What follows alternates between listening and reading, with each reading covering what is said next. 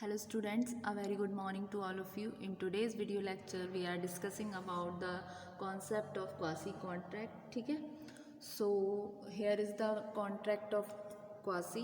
ठीक है, in your subject that is business law. ठीक है, तो quasi contract क्या है? ये वो contract है जो एग्जिस्ट होता है by order of a court. इसमें कोई भी इस तरीके का नहीं होता, मतलब ज़रूरी नहीं है क्वासी कॉन्ट्रैक्ट होने के लिए एग्रीमेंट हो।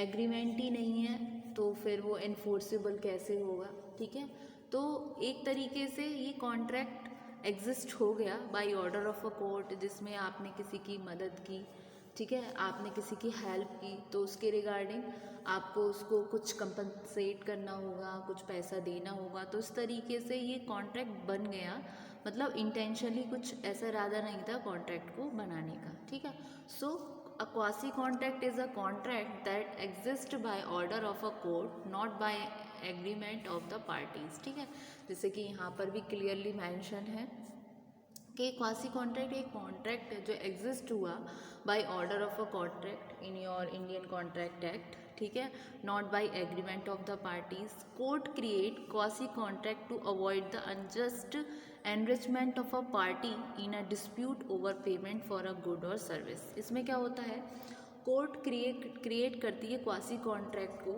अवॉइड करने के लिए अनजस्ट एनरिचमेंट को पार्टी का in a dispute over payment for a good और सर्विसेज। जो भी आपने किसी पर्सन की हेल्प करी रिगार्डिंग गुड्स के या उसकी सर्विस की, तो उस रिगार्डिंग जो आपका लॉ है वो किसी को निराश नहीं करता। उस सिचुएशन में आपको ये कोर्ट ने क्रिएट कर दिया क्वासी कॉन्ट्रैक्ट, जिससे कि लोगों के मन में कॉन्फ्लिक्ट ना रहे, कोई डिस्प्यूट्स ना हो पेमेंट को लेकर।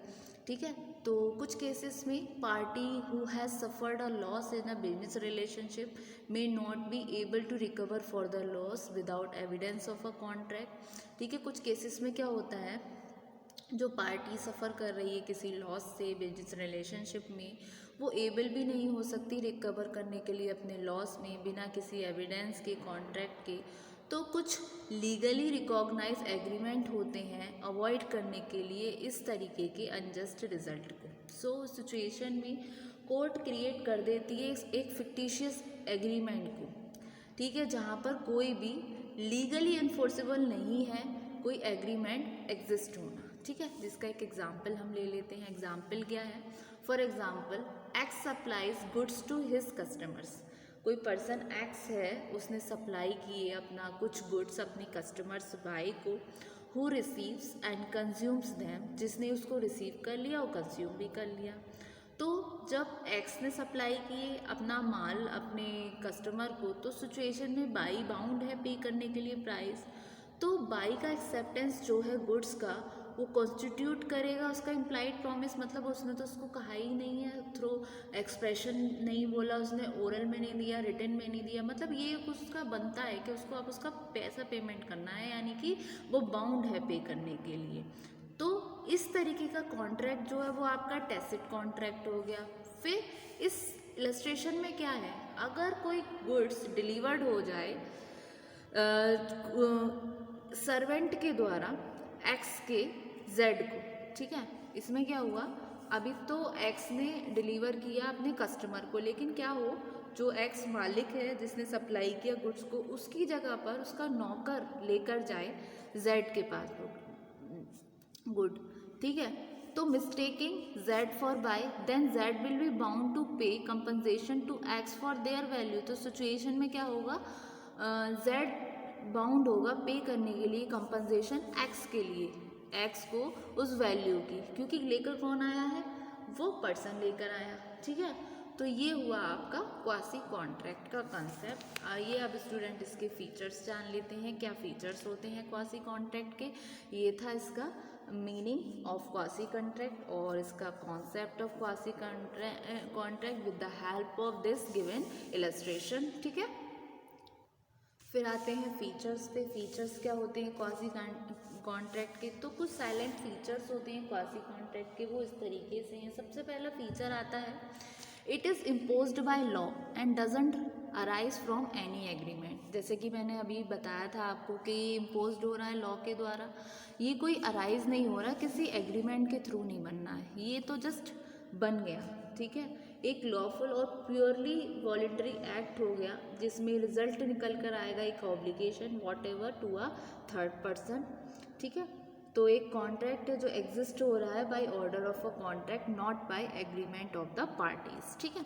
फिर next, the duty of a party and not the promise of any party is the basis of such contract. तो जो ड्यूटी होती है पार्टी की, इसमें सिर्फ ड्यूटी का जिक्र किया, ना कि प्रॉमिस का। मतलब किसी पार्टी ने किसी दूसरी पार्टी को कोई प्रॉमिस तो नहीं किया, कुछ ऑफर नहीं किया, तो उस सिचुएशन में ड्यूटी बनती है अनदर पार्टी की इस कॉन्ट्रैक्ट के बिहाफ पे कि वो बाउंड टू पे है उसको वो पैसा का पेमेंट करने के लिए, जब आपने किसी की मदद की, किसी की हेल्प की, तो उस सिचुएशन में, ठीक है।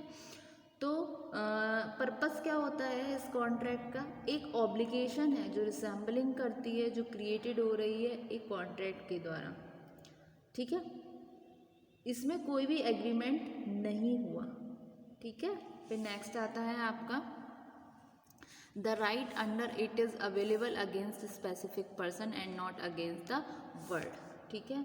जो राइट होते हैं वो हमेशा अवेलेबल होते हैं अगेंस्ट स्पेसिफिक पर्सन के, जो कोई स्पेसिफिक पर्सन है उसके अगेंस्ट हो रहे हैं, और ना कि पूरे वर्ल्ड के अगेंस्ट, ठीक है। A suit for its breach may be filed in the same way as in case of a complete contract, ठीक है। फिर आते हैं टाइप्स पे, टाइप्स कौन से होते हैं क्वासी कॉन्ट्रैक्ट के? तो under the provision of Indian contract act जो रिलेशनशिप होती है क्वासी कॉन्ट्रैक्ट की, वो डीम टू होगी हैव कम टू एग्जिस्टेंस इन आपकी ये डिफरेंट सर्कमस्टेंसेस में। सबसे पहले आती है आपकी supply of necessaries. Supply of necessary जो सेक्शन 61 में है, 68 में है। अगर कोई पर्सन इनकैपेबल है एंटर करने के लिए किसी कॉन्ट्रैक्ट में, जैसे कि वो लुनेटिक हो गया, ड्रंकर्ड हो गया, तो सिचुएशन में सप्लाई ऑफ नेसेसरीज में क्या है, इसका एग्जाम्पल के थ्रू हम समझते हैं। जैसे एग्जाम्पल के लिए कोई पर्सन है ए, वो सप्लाई कर रहा है बी को, जो कि एक लुनेटिक है, with necessaries suitable to his condition in life, is entitled to reimburse from B's property। अगर कोई एक पर्सन ए है, उसने हेल्प करी लुनेटिक की, को एक पर्सन है, ठीक है, बी की जो कि एक लुनेटिक है, कुछ नेसेसरी उसकी हेल्प कर दी, तो सिचुएशन में उसके फैमिली मेम्बर का बनेगा या फिर उसकी प्रॉपर्टी में से उसका एक पार्ट बनता है, एक पोर्शन बनता है। तो सिचुएशन में ये हो गया आपका क्वासी कॉन्ट्रैक्ट के सप्लाई ऑफ नेसेसरी, ये भी एक तरीका का क्वासी कॉन्ट्रैक्ट आता है। फिर नेक्स्ट आता है आपका right to recover money paid for another person. अगर हमने क्या किया, हमने पे कर दिया किसी दूसरे पर्सन को, ठीक है, right to recover money paid for another person, ठीक है।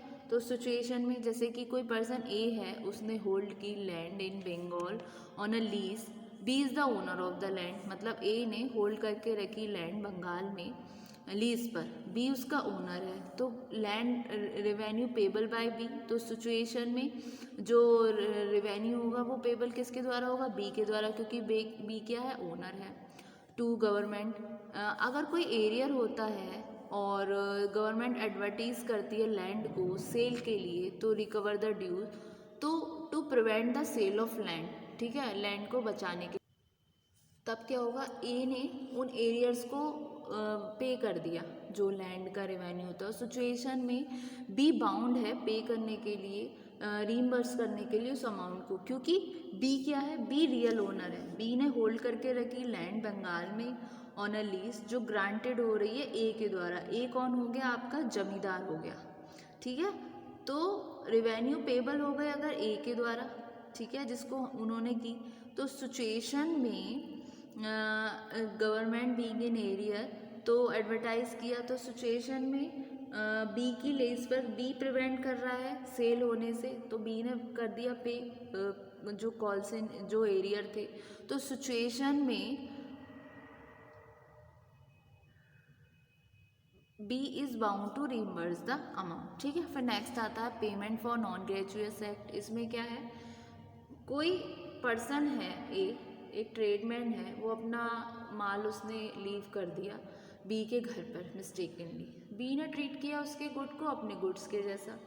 तो इस सिचुएशन में बी बाउंड है पे करने के लिए उस गुड्स के लिए जिसको उसने यूज़ किया। तो ये भी हुआ आपका क्वासी कॉन्ट्रैक्ट, ठीक है, क्योंकि ये तो उसकी रिस्पॉन्सिबिलिटी बनती है ना, जब उसने उसका माल यूज़ किया, उसका गुड यूज़ किया अपना समझ के, तो उसको उसका पेमेंट करना, ठीक है। फिर नेक्स्ट आता है responsibility of finder of goods. क्या रिस्पॉन्सिबिलिटी बनती है फाइंडर ऑफ गुड्स की? अगर कोई पर्सन फाइंड कर रहा है गुड्स जो बिलोंग कर रहे हैं किसी अनदर पर्सन से और उसको उसने अपनी कस्टडी में दिया, तो उसकी ऐसी रिस्पॉन्सिबिलिटी बनती है जैसी बेली की होती है, ठीक है। जैसे एफ ने पिकअप किया diamond on the floor of S shop, तो he hands it over to S to keep it will true owner is found out. तो कोई भी जब क्लेम करते हुए नहीं दिखा तो इस वीक में तो जो एक एडवर्टीजमेंट दिया उसने न्यूज़पेपर में जहाँ पर एफ पर्सन ने क्लेम किया डायमंड को ऐसे, तो उसने रिफ्यूज़ कर दिया रिटर्न करने में। तो सिचुएशन में एज बाउंड है रिटर्न करने के लिए डायमंड, क्योंकि उसने जो डायमंड है वो रिटेन करके किया है against the whole world except the true owner, ठीक है। तो ये हुआ आपका responsibility of finder of goods. फिर नेक्स्ट आता है आपका liability of person to whom money is paid. तो जो पर्सन है वो जिसकी मनी पेड हो रही है और एनीथिंग डिलीवर्ड बाय मिस्टेक और अंडर कोएर्शन मस्ट रीपे और रिटर्न इट, ठीक है। इसमें जैसे कि ए ने कोई मनी पे कर दी या ए और बी जॉइंटली ओन कर रहे हैं 100 रुपये सी को, तो ए ने अलोन कर दिया पे अमाउंट टू सी और बी ये चीज़ जानता था कि उसने पे किए हैं 100 रुपये ओवर अगेन टू सी, तो सी बाउंड है पे करने के लिए वो अमाउंट बी को, ठीक है। तो ये हुआ आपका लाइबिलिटी ऑफ ये थे आपके काइंड्स ऑफ क्वासी कॉन्ट्रैक्ट, ठीक है। Thank you so much student.